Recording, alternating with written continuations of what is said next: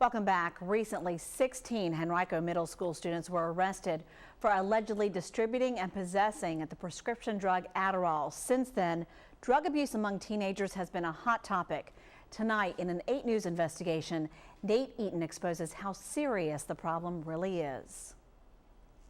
Jimmy had $1 million smile. One look at these photos and you see your average teenager. Very full of life. A 17-year-old who loves skateboarding, horses, and hanging out with friends. They were getting ready to go to the prom. But behind this smile lies a tragic secret. And this was the last picture that we had taken of him. One that Jimmy Wright's mother didn't know about until the day she buried her only son. My son died on May the 31st, 2001. It was at Jimmy's funeral when a crying girl told Anna Rice Wright to go home and look for an Altoid box. We found this in one of his blue jean pant pocket, and inside the Altoid box was all the pills, which had about 30 or 40 pills in it. Did you know what any of them were? No.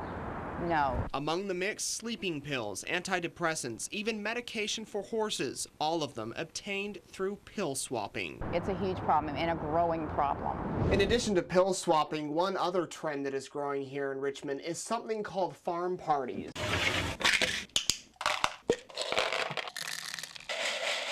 It's when teenagers mix up prescription drugs, then take them by the handful as if it were a bunch of candy. Nobody knows what they are when they get to these parties. They have no clue what they're putting in their mouth. To see how common pill swapping and farm parties are in our area, we asked local high schoolers. When I went to this party this one time, I saw a bunch of kids passing out a ton of pills. What they had to say shocked us. I took a handful of pills. Tonight at 11, see their surprising answers. Plus, He walks over and wraps his arms around me and said, "God, Mom, I love you." the tragic ending of a teenager's life because of prescription drug abuse. He turned around and walked off, not realizing that would be the last time I would ever have a conversation with him. And be sure to watch 8 News at 11 tonight for part 2 of Nate's report. Time. Farm parties have become a growing trend for teenagers across the country. In part 2 of an 8 News investigation, Nate Eaton shows us how prescription drug abuse dramatically changed a local family. It's called pill swapping. I saw a bunch of kids passing out a ton of pills. And almost every teenager we spoke with A different way to get high. knows exactly what it is. I know that kids take prescription drugs and they'll put them in one big mix and basically just take a handful. This teenager has tried it himself. I took a handful of pills and gave this kid like $100. Do you think the parents are aware of what's going on? I don't think parents know at all. Because of that, Anna Rice Wright is raising her voice. It's a huge problem. Her 17-year-old son Jimmy died 8 years ago this month. The kids were, at that time, doing something called pill swapping.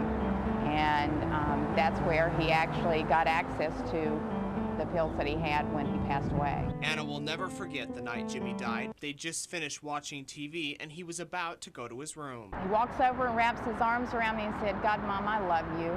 He turned around and walked off, not realizing that would be the last time I would ever have a conversation with him. 20 minutes later, after dozing off on the couch, Anna was awakened by the sound of a gunshot. Jimmy had shot himself with a pistol a friend had given him. I honestly think Jimmy was high.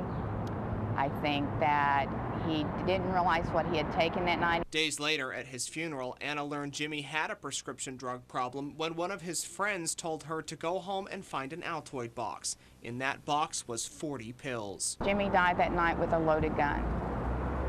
There's no difference with him mixing these pills. It's a loaded gun. It's waiting to happen. Now, left with pictures and memories, Anna has a message for every parent watching. The key is that don't live in denial. Her plea is that you realize this could happen to your child, and she hopes Jimmy's life and death will serve as a lesson to everyone. Jimmy's still around me every second of every minute of every day. I'm Nate Eaton reporting for 8 News.